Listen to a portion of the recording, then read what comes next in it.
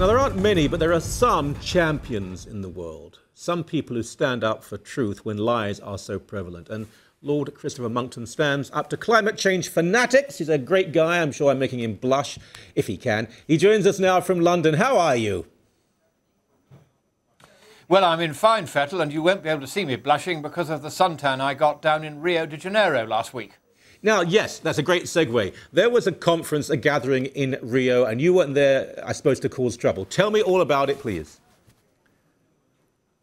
Well, this really was the funeral for the environmental extremists.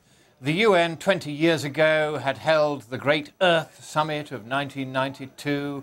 Leaders of the world from all over the place had gone, and everybody had had huge fun setting up a thing called Agenda 21, which was going to give the UN control of the global environment and was going to form the basis of what might eventually become a global government. And you will have heard quite a lot of voices over the last few years talking with increasing loudness and excitement about the idea of global governance, not something that the people want, but the governing class would love it.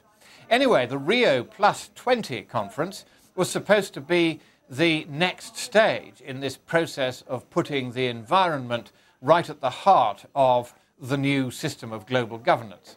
Fortunately, it largely failed, and the 56-page document that came out from the conference was exactly the same document they'd gone in with, a long, turgid piece of bureaucratic drafting, concealing, it is true, various schemes to get yet more money out of the world's taxpayers into the pockets of UN bureaucrats. But overall, this conference had the mark of death upon it. It was like being at a funeral. There was virtually no laughter except among our group at the Committee for a Constructive Tomorrow, and our job was to go there and tell people they didn't need to worry about the climate.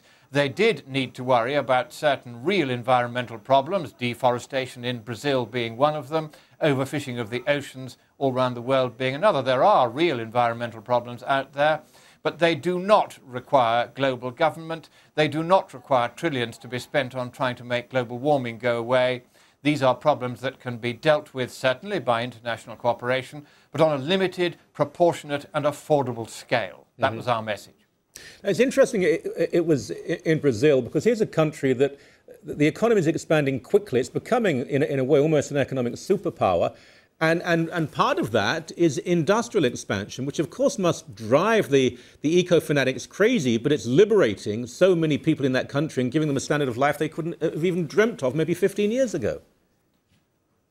Well, that, I think, is one of the key points that the hard left, the Marxist left, don't understand when they produce their endless series of tedious books from Paul Ehrlich onwards about so-called overpopulation.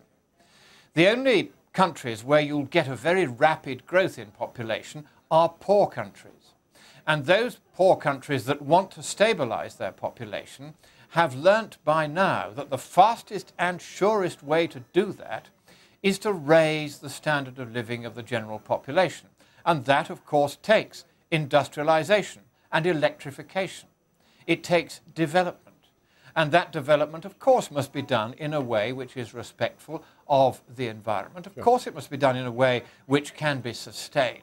You really don't need this sort of preachy UN speak about sustainable development. It's up to individual countries to decide for themselves whether and how they exploit their natural resources to bring their populations up to a standard of living that we in the West have always been able to take for granted. If they succeed, then they will stabilize the world's population, and then and only then the environmental footprint of humankind will be reasonably contained. If, on the other hand, they go down the route that the left were still trying to advocate at Rio, impoverishing those who are wealthy and keeping poor those who are already poor, that is a recipe for endless increases in global population and ultimately of widespread environmental disaster.